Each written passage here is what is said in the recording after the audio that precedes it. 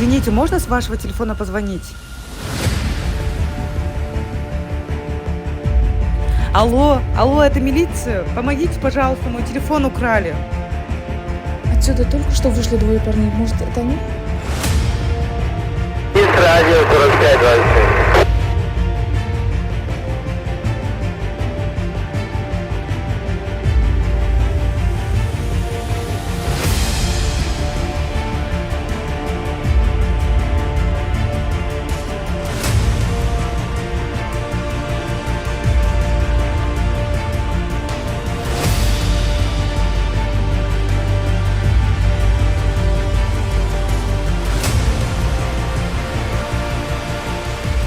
В ролике вы видите, что несовершеннолетние совершили кражу, тайное хищение чужого имущества, за которое предусмотрена ответственность статьей 205 Уголовного кодекса Кыргызской Республики.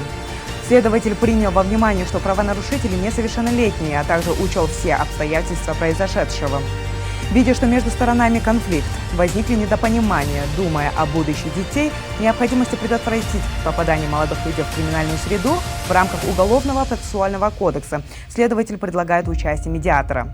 Медиация – это процесс разрешения конфликтов, позволяющий участникам добиться взаимоприемлемого решения без необходимости обращаться в суд.